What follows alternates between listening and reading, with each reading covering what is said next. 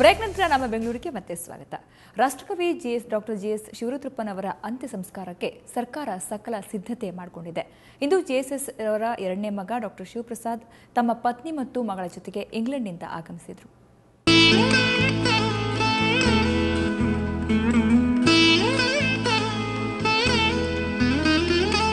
JSS ಪುತ್ರ doctor Shivaprasad ಇಂದು ತಮ್ಮ ಕುಟುಂಬ ಸಹಿತ ಇಂಗ್ಲೆಂಡ್ನಿಂದ ಬೆಳಿಗ್ಗೆ 11:30ಕ್ಕೆ ಬೆಂಗಳೂರಿನ ತಮ್ಮ ನಿವಾಸಕ್ಕೆ ಆಗಮಿಸಿದ್ರು. ಇಂಗ್ಲೆಂಡ್ನಲ್ಲಿ ವೈದ್ಯರಾಗಿರುವ ಶಿವಪ್ರಸಾದ್ ಪತ್ನಿ ಪೂರ್ಣಿಮಾ, ಮಗಳು ಅನನ್ಯ ಜೊತೆಗೆ ಆಗಮಿಸಿದ್ರು. ಇದೇ ವೇಳೆ ತಮ್ಮ ತಂದೆಯ ಭಾವಚಿತ್ರಕ್ಕೆ ಭಾವಪೂರ್ಣ ನಮನ ಸಲ್ಲಿಸಿದ ಶಿವಪ್ರಸಾದ್ ತಮ್ಮ ತಂದೆಯನ್ನ ನೆನೆದು ಕಣ್ಣೀರಾದ್ರು.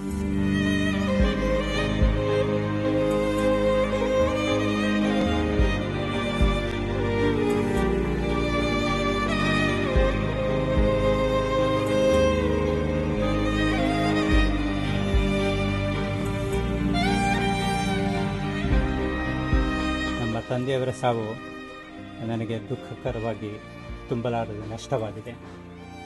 ಅವರ ಸಾಧನೆಗಳ ಹಿನ್ನೆಲೆಯಲ್ಲಿ ನಾನು ಅವರ ಪುತ್ರನಾಗಿರುವ ಭಾಗ್ಯ ಒದಗಿ ಬಂದಿದ್ದು ಕೇವಲ ಆಕಸ್ಮಿಕವಾದರೂ ಬಹಳ ಹೆಮ್ಮೆಯ ವಿಚಾರ. ನಾನು ನೆನಪಿಸಿಕೊಳ್ಳಬಹುದಾದ ಹಲವಾರು ಘಟನೆ, ಸವಿನೆನಪುಗಳು ಬೇಕಾದಷ್ಟಿವೆ. ಆದರೆ ನನ್ನ ಮನಸ್ಸಿನಲ್ಲಿ ಉಳಿಯುವಂಥದ್ದು ಅಂದರೆ GSS ಅವರು ಇಂಗ್ಲೆಂಡಿಗೆ ಬಂದಾಗ ನಾನು ಅವ್ರನ್ನ ಲೇಕ್ ಡಿಸ್ಟ್ರಿಕ್ಟ್ ಕರ್ಕೊಂಡು ಹೋಗಿದ್ದೆ. ವರ್ಡ್ಸ್ವರ್ತ್ ಅವರ ಸಮಾಧಿ ಹತ್ರ ಕರ್ಕೊಂಡು ಹೋಗಿದ್ದೆ. ವರ್ಡ್ಸ್ವರ್ತ್ ಅವರ ಮ್ಯೂಸಿಯಂ ಎಲ್ಲ ನಾವು ಸುತ್ತಾಡಿ ನೋಡ್ಕೊಂಡು ಬಂದಿದ್ವಿ. ಅವ್ರನ್ನ ಮತ್ತೆ ಪ್ಯಾರಿಸ್ಸು, ವಿಯೆನ್ನಾ ಅಂಥ ಕಡೆ ಎಲ್ಲ ಕರ್ಕೊಂಡು ಹೋಗಿ ಅವ್ರನ್ನ ತೋರಿಸ್ಕೊಂಡು ಬಂದಿದ್ದು, ಅವ್ರ ಜೊತೆ ಕಾಲ ಕಳೆದಿದ್ದು, ಬಹಳ ವ್ಯಾಲ್ಯೂಬಲ್ ಟೈಮ್ ಅವ್ರ ಜೊತೆ ಕಳೆದಿದ್ದು ನನಗೆ ನೆನಪಿನಲ್ಲಿ ಉಳಿಯುವಂಥ ಒಂದು ಸಂಗತಿ.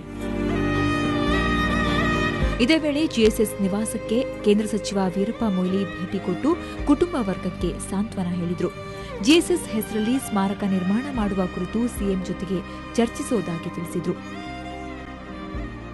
ಅವರು ಏನು ಆಶೆ ಮಾಡಿದ್ರು ಅದರ ಪ್ರಕಾರ ಅವರ ಸ್ಮಾರಕವನ್ನು ಅಥವಾ ಅವರ ನೆನಪಿಗೆ ಶಾಶ್ವತವಾಗಿ ಜ್ವಲಂತವಾದಂಥ ಒಂದು ಯಾವುದಾದ್ರೂ ಒಂದು ಸ್ಮಾರಕವನ್ನು ಮಾಡಬೇಕು. ಅದರ ಬಗ್ಗೆ ಏನು ಆಗಬೇಕಿದ್ರು ನಮ್ಮ ಬೆಂಬಲವನ್ನು ಕೂಡ ಇದೆ. ಅದೇ ರೀತಿಯಲ್ಲಿ ಮಾನ್ಯ ಮುಖ್ಯಮಂತ್ರಿಯವರ ಕೂಡ ನಾನು ವಿನಂತಿ ಮಾಡ್ತೀನಿ. ಇನ್ನು ನಾಳೆ ರವೀಂದ್ರ ಕಲಾಕ್ಷೇತ್ರದಲ್ಲಿ ಬೆಳಿಗ್ಗೆ 10ರಿಂದ ಮಧ್ಯಾಹ್ನ 2 ಗಂಟೆವರೆಗೆ ಜೆಎಸ್ಎಸ್ ಅಂತಿಮ ದರ್ಶನಕ್ಕೆ ವ್ಯವಸ್ಥೆ ಮಾಡಲಾಗಿದೆ. ಬಳಿಕ ಬೆಂಗಳೂರಿನ ಕಲಾಗ್ರಾಮದಲ್ಲಿ ನಾಳೆ ಸಂಜೆ 5 ಗಂಟೆ ಹೊತ್ತಿಗೆ ಅಂತ್ಯ ಸಂಸ್ಕಾರ ನಡೆಯಲಿದೆ. ಕಲಾಗ್ರಾಮದಲ್ಲಿ ಈಗಾಗಲೇ ಬೃಹತ್ ಪೆಂಡಾಲ್ ಹಾಕಿದ್ದು ಸುಮಾರು 3,000 ಮಂದಿಗೆ ಆಸನ ವ್ಯವಸ್ಥೆ ಮಾಡಲಾಗಿದೆ. ಸುಗಮ ಸಂಗೀತದೊಂದಿಗೆ ಜೆಎಸ್ಎಸ್ರಿಗೆ ಅಂತಿಮ ವಿದಾಯ ಹೇಳಲಾಗುವುದು. ಬೆಂಗಳೂರಿನಿಂದ ಕ್ಯಾಮರಾಮನ್ ಮಹೇಶ್ ಜೊತೆ ಮಸೂದ್ ದೊಡ್ಡೇಬಾಗಿಲು, ಸುವರ್ಣ ನ್ಯೂಸ್. ಪಾಠ ಕೇಳಲು ಜಾಗ ಇಲ್ಲ ಅಂತ ವಿದ್ಯಾರ್ಥಿಗಳು ಅಳಲು ತೋಡಿಕೊಳ್ಳುವುದನ್ನು ಕೇಳಿದ್ದೀವಿ. ಆದರೆ ಈಗ ಶಿಕ್ಷಕರ ಸರದಿ. ಅವ್ರಿಗೇನು ಪ್ರಾಬ್ಲಮ್ ಅಂತೀರಾ? ಈ ವರದಿ ನೋಡಿ.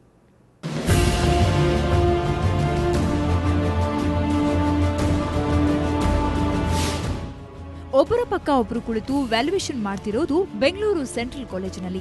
ಇತ್ತೀಚೆಗೆ ಬೆಂಗಳೂರು ವಿವಿಯ ಡಿಗ್ರಿ ಎಕ್ಸಾಮ್ ಮುಗಿಯಿತು.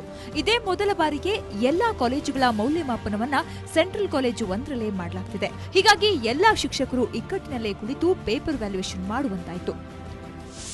ಪ್ರಾಬ್ಲಮ್ ಅಂದರೆ ಫಸ್ಟ್ ಟೈಮ್ ಎಲ್ಲ ಯೂನಿಟ್ಸು ಒಂದೇ ಕಡೆ ಆಗಿದ್ದಕ್ಕೆ ಅವ್ರಿಗೂ ಇದಾಗಿಲ್ಲ. ಒಂದು ರೂಮ್ಸ್ ಎಲ್ಲ ಇದು ಮಾಡೋದಕ್ಕೆ ಒಂದೊಂದು ರೂಮ್ ಏನಾಗಿದೆ ಅಂದರೆ ದೊಡ್ಡದಾಗಿದೆ. Suppose 120 members ಕೂತ್ಕೋಬೋದು. ಬಟ್ ನಾವು ಇರೋದು 170 ಮೆಂಬರ್ಸ್.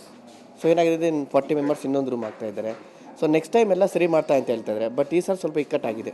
ಸೊ ಅಟ್ಲೀಸ್ಟ್ ಸಪೋಸ್ ಈಗ ಒಂದು ರೂಮಲ್ಲಿ 40 ಅಂದರೆ ಆ ರೂಮ್ ಕೊಡ್ಬೋದಾಗಿತ್ತು. ಬಟ್ ಒಂದು ರೂಮಲ್ಲಿ 160 ಕೂತ್ಕೋಬೋದು, 180, ಅದರಿಂದ ಪ್ರಾಬ್ಲಮ್ ಆಗ್ತಾ ಇದೆ. ಶಿಕ್ಷಕರ ಸಮಸ್ಯೆಯನ್ನ ಒಪ್ಪಿಕೊಂಡ ಬೆಂಗಳೂರು ವಿವಿ ಕುಲಸಚಿವರು ಮುಂದಿನ ಬಾರಿ ಹೀಗಾಗದಂತೆ ನೋಡಿಕೊಳ್ಳುವುದಾಗಿ ಭರವಸೆ ಕೊಟ್ಟರು. ಪ್ರಾರಂಭದಲ್ಲಿ ಮಾಡಿದಾಗ ನಮಗೆ ಪೂರ್ತಿ ಕ್ವಾಂಟಮ್ ಆಫ್ ವರ್ಕ್ ಎಷ್ಟು ಅನ್ನೋದು ಸ್ವಲ್ಪ ಎಸ್ಟಿಮೇಟ್ ಮಾಡೋದು ಪ್ರಾಬ್ಲಮ್ ಆಗ್ತದೆ. ನಮ್ಮಲ್ಲಿ ಈವನ್ ಫರ್ನಿಚರ್ ಸಹ ಇರಲಿಲ್ಲ. ನಮ್ಮಲ್ಲಿ ಇದ್ದದ್ರ ಜೊತೆಗೆ ನಾವು ಬಾಡಿಗೆ ಮೇಲೆ ತೊಗೊಂಡಿದ್ದೀವಿ. ಮೊದಲನೇ ಸಾರಿ ನಾವಿಲ್ಲಿ ಪ್ರಾರಂಭ ಮಾಡೋದ್ರಿಂದ ಈ ವರ್ಷದಿಂದ ಸ್ವಲ್ಪ ಇಯರ್ ಆ್ಯಂಡ್ ದೇರ್ ಸ್ವಲ್ಪ ಲ್ಯಾಕುನ ಇರ್ಬೋದು, ಸ್ವಲ್ಪ ಕುಂದುಕೊರತೆಗಳು ಇರ್ಬೋದು. ಅದನ್ನೆಲ್ಲ ಮುಂದಿನ ಸೆಮೆಸ್ಟರ್ ಎಕ್ಸಾಮಿನೇಷನ್ ಅಷ್ಟೊತ್ತಿಗೆ ಸರಿಪಡಿಸ್ಕೊಳ್ತೀವಿ. ಫಲಿತಾಂಶ ಬೇಗ ನೀಡಬೇಕು ಅನ್ನೋದೇನೋ ಸರಿ, ಆದರೆ ಸೂಕ್ತ ವ್ಯವಸ್ಥೆ ಇಲ್ಲದಿರೋದು ಅವ್ಯವಸ್ಥೆಗೆ ಕಾರಣವಾಯಿತು. ಕುಲಪತಿಗಳು ಕೊಟ್ಟ ಮಾತು ಮರೆಯದಿರಲಿ. ಬೆಂಗಳೂರಿನಿಂದ ಕ್ಯಾಮರಾಮನ್ ರೇಣುಕಾ ಪ್ರಸಾದ್ ಜೊತೆ ನಂದೀಶ್ ಮಲ್ಲೇನಹಳ್ಳಿ, ಸುವರ್ಣ ನ್ಯೂಸ್. ಇತ್ತೀಚೆಗೆ ಕನ್ನಡ ಚಿತ್ರಗಳ ಸುತ್ತ ವಿವಾದಗಳು ಗಿರಿಕಿ ಹೊಡಿತಾ ಇವೆ. ಅದರಲ್ಲೂ ಚಿತ್ರದ ರಿಲೀಸ್ ಟೈಮಲ್ಲಂತೂ ಇನ್ನೂ ಜಾಸ್ತಿ. ಹೀಗೆ ಕಾಂಟ್ರವರ್ಸಿಯಲ್ಲಿ ಸಿಲುಕಿಕೊಂಡಿರುವ ಒಂದು ಚಿತ್ರ ಅಂದ್ರೆ ಛತ್ರಪತಿ. ಕಳೆದ ವಾರವಷ್ಟೇ ಈ ಚಿತ್ರದ ಶುಕ್ರವಾರ ಇದು ಆಕಸ್ಮಿಕವಾಗಿ ಏನಾದರೂ ಸಿನಿಮಾ ರಿಲೀಸ್ ಆಗಿದ್ದೇ ಆದರೆ, ಬಿಡುಗಡೆ ಆಗಿದ್ದೇ ಆದರೆ, ಅವರೆಲ್ಲರ ವಿರುದ್ಧವಾಗೂ ಸೂಕ್ತವಾದಂಥ ಕ್ರಮ ತಗೊಳ್ಳೋಕ್ಕೆ ಸಂಬಂಧಪಟ್ಟಂಥ ನ್ಯಾಯಾಲಯಗಳ ಮುಂದೆ ನಾವು ಹ್ಯಾಟ್ರಿಕ್ ಹೀರೋ ಶಿವರಾಜ್ ಕುಮಾರ್ ಅಭಿನಯದ ಭಜರಂಗಿ ಚಿತ್ರ ರಾಜ್ಯಾದ್ಯಂತ ಭರ್ಜರಿ ಪ್ರದರ್ಶನ ಕಾಣ್ತಿದೆ. ಹೀಗಿರುವಾಗ ಚಿತ್ರವನ್ನ ಬಹಳಷ್ಟು ಚಿತ್ರಮಂದಿರಗಳಿಂದ ತೆಗೆಯುವ ಪ್ರಯತ್ನ ನಡೆದಿತ್ತು.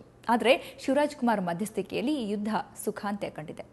ಭಜರಂಗಿ 2 ವಾರಗಳಲ್ಲಿ ಭರ್ಜರಿ ಕಲೆಕ್ಷನ್ ಮಾಡಿದೆ. 225 ಚಿತ್ರಮಂದಿರಗಳಲ್ಲಿ ತೆರೆ ಕಂಡ ಚಿತ್ರ 8 ಕೋಟಿಗೂ ಅಧಿಕ ಮೊತ್ತ ಗಳಿಸಿದೆ.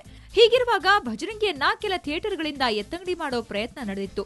ವಿಷಯ ತಿಳಿದ ಶಿವಣ್ಣನ ಅಭಿಮಾನಿಗಳು ಕೆಲ ಚಿತ್ರಮಂದಿರಗಳಿಗೆ ಮುತ್ತಿಗೆ ಹಾಕಿದ್ರು.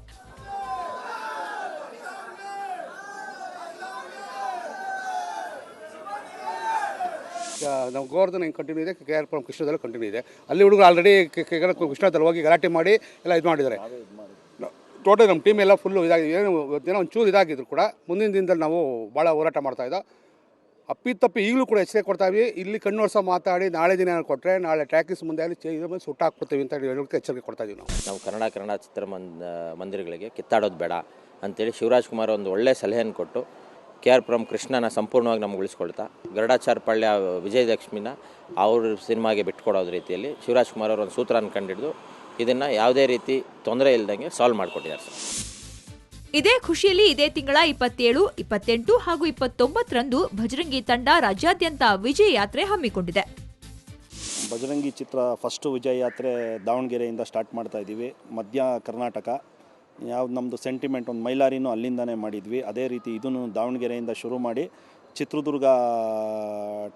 ಚಿತ್ರದುರ್ಗದಲ್ಲಿ ವಿಜಯಯಾತ್ರೆ ಮುಗಿಸ್ಕೊಂಡು ಶಿರಾದಲ್ಲಿ ಒಂದು ಅಭಿನಂದನಾ ಕಾರ್ಯಕ್ರಮ ಏರ್ಪಡಿಸಿದ್ದಾರೆ. ಅಖಿಲ ಕರ್ನಾಟಕ ಶಿವರಾಜ್ ಕುಮಾರ್ ಸೇನಾ ಸಮಿತಿ ಅವರು ಏರ್ಪಡಿಸಿದ್ದಾರೆ. ಅದನ್ನು ಅಟೆಂಡ್ ಆಗಿ ವಾಪಸ್ ಬರ್ತಾರೆ. ಅಟಲ್ ಬಿಹಾರಿ ವಾಜಪೇಯಿ ಅವರ 89ನೇ ಹುಟ್ಟುಹಬ್ಬವನ್ನು ಮಾಜಿ ಸಚಿವ ಅರವಿಂದ್ ಲಿಂಬಾವಳಿ ಮಾರಥಹಳ್ಳಿ ಸಮೀಪದ ಕರುಣಾಶ್ರಯ ಆಸ್ಪತ್ರೆಗೆ ತೆರಳಿ ರೋಗಿಗಳಿಗೆ ಹಣ್ಣು ಹಂಪಲು ವಿತರಿಸುವ ಮೂಲಕ ಆಚರಿಸಿದರು.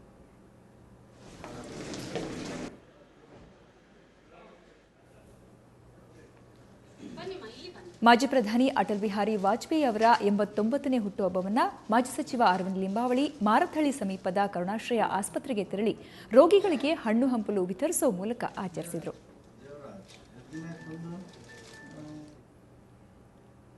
ಶ್ರೀ ಸಾಯಿಗೋಲ್ಡ್ ಪ್ಯಾಲೇಸ್ನಲ್ಲಿ ಇಂದಿನ ಚಿನ್ನದ ದರ ನೋಡೋಣ ಬನ್ನಿ.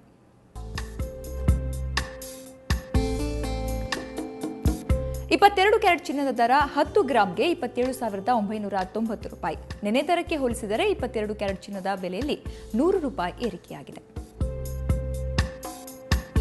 ಇನ್ನು 24 ಕ್ಯಾರೆಟ್ ಚಿನ್ನದ ದರ 10 ಗ್ರಾಂಗೆ 30,230 ರೂಪಾಯಿ. ನೆನೆ ದರಕ್ಕೆ ಹೋಲಿಸಿದರೆ 24 ಕ್ಯಾರೆಟ್ ಚಿನ್ನದ ಬೆಲೆಯಲ್ಲಿ 110 ರೂಪಾಯಿ ಏರಿಕೆಯಾಗಿದೆ. ಬೆಂಗಳೂರಿನ ಗರುಡ ಮಾಲ್ನಲ್ಲಿ ಕ್ರಿಸ್ಮಸ್ ಹಬ್ಬಕ್ಕೆ ವಿಶೇಷ ಕಾರ್ಯಕ್ರಮ ಆಯೋಜಿಸಲಾಗಿತ್ತು. ಗರುಡ ಸೆಲ್ಯೂಟ್ ಇಂಡಿಯನ್ ಸೋಲ್ಜರ್ ಅನ್ನುವ ವಿಶೇಷ ಕಾರ್ಯಕ್ರಮದಲ್ಲಿ ಮದ್ರಾಸ್ ಎಂಜಿನಿಯರ್ ಗ್ರೂಪ್ ಎಲ್ಇಡಿ ಬ್ಯಾಂಡ್ನ ಯೋಧರು ಡ್ರಮ್ ಸೆಟ್ ಬಾರಿಸಿದರು. ಇವರ ವಾದ್ಯವನ್ನು ನೋಡಿದ ಜನ ಅವರ ತಾಳಕ್ಕೆ ಹೆಜ್ಜೆ ಹಾಕಿ ಸಂಭ್ರಮಿಸಿದರು.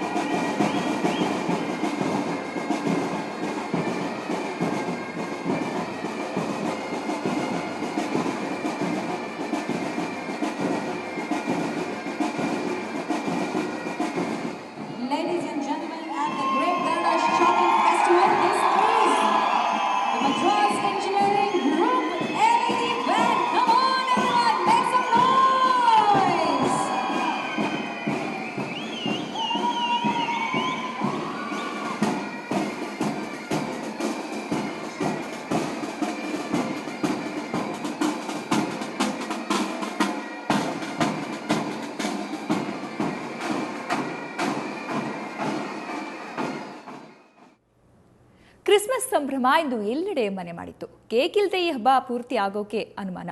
ಹೀಗಾಗಿ ಹಳ್ಳಿ ಮನೆ ಮಾಲೀಕರು ನೂತನ ಕೇಕ್ ಮಳಿಗೆ ತೆರೆದಿದ್ದಾರೆ. ಅದರ ಸ್ಪೆಷಲ್ ಏನು ಅಂತ ನೋಡೋಣ. ಅದರ ಜೊತೆಗೆ ಇವತ್ತಿನ ಬೆಂಗಳೂರು ಮುಗಿಸ್ತಾ ಆ ಸ್ಪೆಷಲ್ ನೋಡ್ಕೊಂಡ್ ಬರೋಣ. ನೇರ ದಿಟ್ಟ ನಿರಂತರ ಸುದ್ದಿಯಾಗಿ ನೋಡ್ತಾ ಇರಿ ಸುವರ್ಣ ನ್ಯೂಸ್.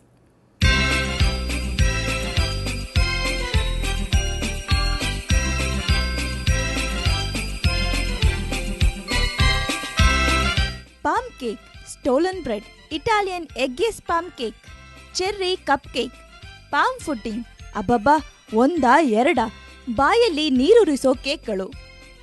ಅಂದಹಾಗೆ ಇವೆಲ್ಲ ಮಲ್ಲೇಶ್ವರಂನಲ್ಲಿ ಕಂಡುಬಂದವು.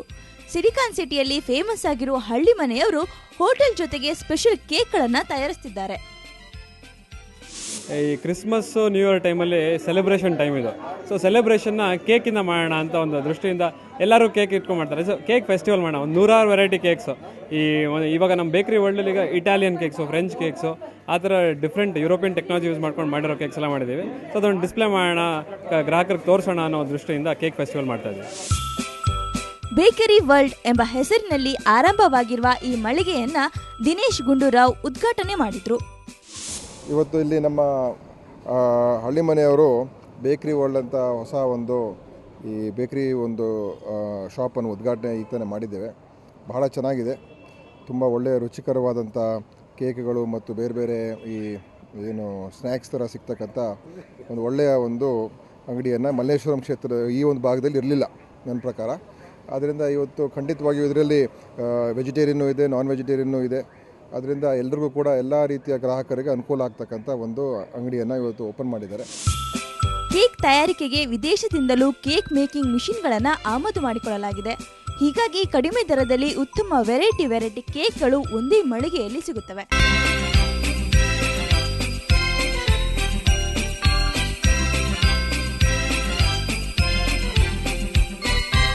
ಬೆಂಗಳೂರಿನಿಂದ ಕ್ಯಾಮರಾಮನ್ ಮಂಜು ಜೊತೆ ನಂದಿನಿ, ಸುವರ್ಣ ನ್ಯೂಸ್.